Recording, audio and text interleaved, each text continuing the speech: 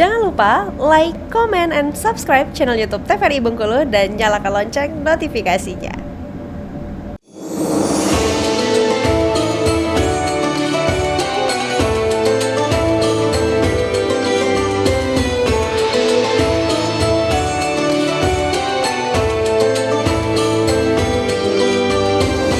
Pemirsa, kembali di Mutiara Kalbu TVRI Bengkulu tentunya untuk hari ini, dan kita masih dengan tema kita yaitu mengenai makna Tahun Baru Islam bersama dengan Bapak Al-Ustadz Zulfahmi Siregar dan juga ada Ibu-Ibu Majelis Taklim Grup Marhaban Cahaya Hati. Nah, kalau gitu langsung saja kita berikan kesempatan untuk ibu-ibu dari Grup Marhaban Cahaya Hati untuk bisa memberikan pertanyaan kepada Pak Ustadz. Silakan ibu-ibu. Siapa duluan? Iya, silakan sebutin namanya Ibu ya. Bismillahirrahmanirrahim. Alhamdulillahirrabbilalamin. Assalamualaikum warahmatullahi wabarakatuh. Waalaikumsalam warahmatullahi wabarakatuh. Nama saya Ibu Erlenda dari Grup Marhaban Cahaya Hati Kelurahan Surabaya. Iya. Yang saya ingin tanyakan mungkin agak nyimpang sedikit Pak Ustadz. Gak apa-apa, silakan. Perasaan kita selalu dijaga untuk sholatnya, sholat tahajudnya, sholat sunatnya, dan berbuat baik. Tetapi kenapa tambah kita berbuat kebaikan yang banyak, tambah banyak cobaan kita. Masya Allah. Dari masalah diejek atau difitnah, seperti itulah ibaratnya tuh.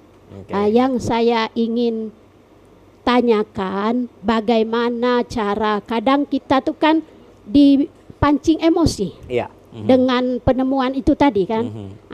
Bagaimana cara kita menghadapi, jangan sampai kita ego untuk kesabaran diri kita.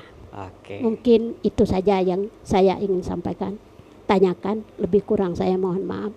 Wabillahi taufiq wal hidayah. Wassalamualaikum warahmatullahi wabarakatuh. Waalaikumsalam warahmatullahi wabarakatuh. Ibu siapa tadi namanya Ibu?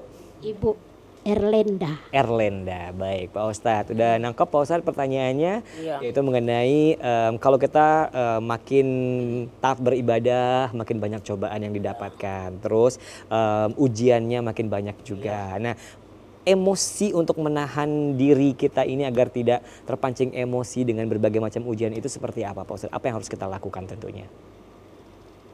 Atau zikir apa yang kita Baik, lakukan? terima kasih Ibu atas pertanyaannya. Jadi yang namanya ibadah kita ini tentu yang menjadi sahabat kita dalam ibadah kebaikan, amal-amal kita itu selama itu kebaikan adalah teman kita adalah para malaikat-malaikatnya Allah. Dan tentu kalau kita melakukan amal soleh, tentu itu adalah kasih sayang Allah kepada kita. Dalam hal itu, selama kita dalam kebaikan itu, selama kepatuhan kita, ketaatan kita itu, godaan tentu tidak akan pernah lepas dari diri kita, Bu. Jadi semakin tinggi iman kita, semakin semangat kita ini dalam ibadah, segi ibadah ini semangat kita semakin kuat dan juga godaannya semakin kencang itu. Ibarat pohon pinang ini, ya kan, semakin dia tinggi, ya, tiupan angin semakin kencang. Bagaimana cara menyikapinya? Ya sudah, kalau urusan itu kembali kepada Allah saja. Ya enggak usah kita mikirin ngapain urusin orang. Dalam masalah ibadah itu nafsi-nafsi. Dengan catatan dalam ibadah itu jangan pula dicampur dengan hal-hal yang sifatnya itu riya. Ya, selama itu lillahi ta'ala seperti apa yang sudah kita sampaikan dalam solat kita setiap waktu, qul inna solati wa nusuki wa mahyaya wa mamati lillahi rabbil alamin. Berpegang teguh saja ke situ. Urusan ibadah. Lain urusan muamalah sosial. Nah, itu memang kita harus ikut. Jadi kalau urusan ibadah orang mengomongkan kita seperti apa? Masa bodoh. Biarin saja. Apa ibu nanti, ibu kan selama ini rajin tahajud, rajin duha, dari rumah ke masjid cuma 3 langkah. Tetangga lihat ibu setiap hari ini kan umpama ini sudah waktunya ibadah. Dulu waktu masih muda tidak semangat ini ibadah. Rumah dekat masjid. Kini hari umur sudah lanjut.